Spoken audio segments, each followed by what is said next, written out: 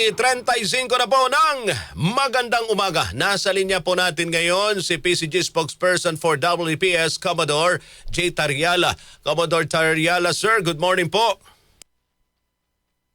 Hello sir, magandang umaga po sa inyo at magandang umaga rin po sa inyong mga taga-subaybay ngayong umaga. Opo, ito ho ba'y pinadala nyo na po ang imbitasyon kay Senator Marcoleta at sa kanyang anak na para samahan ho kayo dyan sa Kalayaan Island?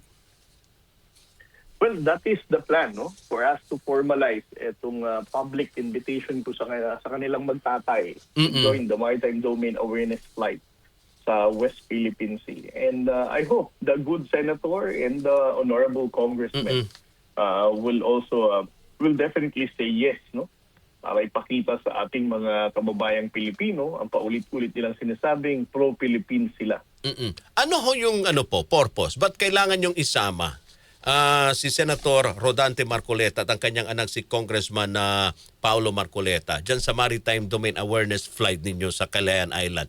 Kung ito po ay uunlakin din ng dalawang mambabatas natin. Well, para sa akin, no, yung mga statements kasi nilang binitawan, no, without actually discussing pa kung ano yung mga pointers na pinagsasabi nila sa West Philippine Sea. I think it will eventually change, no, kapag makita mo talaga kung ano nangyayari sa West Philippine Sea. Kung ilang Chinese Coast Guard vessels na nandyan, kung ilang mga isang Pilipino ang hinaharas nila, kung ano ang komunidad na nasa sa island, no? Para sa akin, it will give them a different perspective. And at the same time, kung talagang kasama natin ang butihing mag-ama sa pagtindig natin sa West Philippine Sea, joining the routine and legitimate maritime domain awareness flight of the Coast Guard would definitely show their belief, no, na tayo ay may posisyon dito na ayon ito sa batas at ibig sabihin talagang tinitindigan din ng mag-amang Marcoleta ang ating karapatan sa West Philippines. Nung narinig po ninyo itong mga salitang i-give up at tuluyang pagsuko sa Kalayaan Island Group dahil hindi daw ito sakop ng economic zone ng bansa. Ano pong naramdaman ninyo, Commodore? Kasi alam natin yung sakripisyo ng Philippine Coast Guard rito, hindi talaga simple para lamang maipaglaban ang ating karapatan dyan sa West Philippine Sea.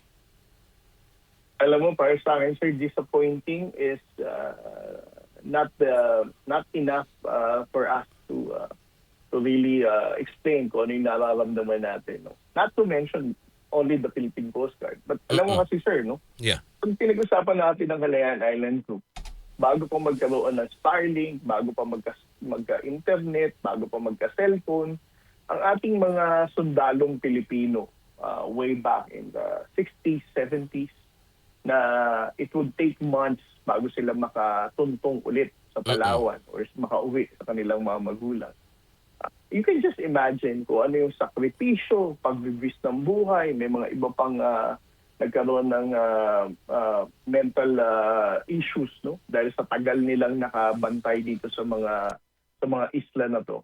And then hearing it from a member of the Senate na i-give up na, parang hindi siya disappointing, eh. Nakakagalit siya, nakakalungkot, nakakapanglumo na meron tayong miyembro ng Senado na ibinoto ng milyong-milyong Pilipino. Ang gustong ipamigay ang ating tinindigan, ipinagkapatayan, ibwinisan ng buhay para sa ating mga susunod na saling lahi na Pilipino. So para sa akin, yan ang mixed emotion, no? Na kahit na sinong miyembro ng Armed Forces of the Philippines, ng Coast Guard, whether retired or active in the service, will definitely feel. Oo. Pero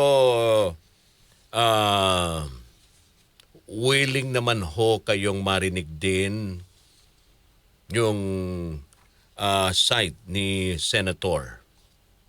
Yes, no? Sabi ko nga, let's give him a chance. Let's bring him to Kalayaan Island Group, no? for him to really see for himself sino ang mga nasa Pag-asa Island, no?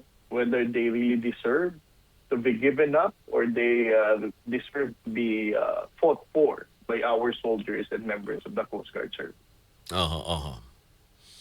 Okay. Anyway, Commodore, maraming salamat po sa inyong oras at panahon. Mensahe nyo na lang po sa lahat ng ating mga lider dito sa usapin ng West Philippine Sea, lalo na yung pakikipaglaban natin para maibalik sa atin yung karapatan. But ang mensahe ko po, no, sa ating mga kababayan Pilipino, ang usapin po ng West Philippines ay hindi po usaping political. No? Whether you supported the previous administration or the current administration or you're part of the Liberal Party, pag pinag-usapan po natin ang West Philippines, pinag-uusapan po natin dito ang kinabukasan ng ating pong susunod na salinglahi ng Pilipinas. Mhm. And we also talk about and recognize the difficulty, the sacrifices na pinagbuwisan ng buhay ng ating mga bayaning Pilipino at ng mga sundalong tumindig para sa karapatan natin. We need to separate our political and personal interests pagdating sa usapin ng West Philippine Sea. At kung nasaan ka man, nasa Luzon, Visayas at Mindanao, it is wrong to think na ang laban ng West Philippine Sea ay pang-militar at Coast Guard lamang. Ito po ay laban nating lahat bilang Pilipino. Okay. Sorry, Commodore, may pahabol lang akong tanong ha. Kasi gusto ko lang kunin din yung reaksyon ninyo, itong panukala ni Senator Erwin na maituro sa paaralan ang usapin ng West Philippine Sea. Okay, mahalaga daw ito para maituro sa ating mga kababayan kung bakit kailangan panindigan ng Pilipinas ang karapatan sa teritoryo. Ano po yung masasabi nyo rito, yung reaksyon ninyo? Well, totoo naman po yan. No? But with respect sa intention ni Senator Erwin Tulfo, alam po natin na Mr. Erwin has been an advocate and our partner in standing up for our rights. I really recognize this effort.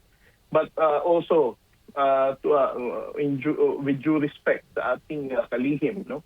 Secretary Sani Angara, siya po ay ating katuwang na ngayon na ibaguhin ang curriculum ng grade 4, grade 6, and grade 10 para maipasok po ang West Philippine Sea sa araling panlipunan and social studies lessons ng ating pong mga kabataang Pilipino.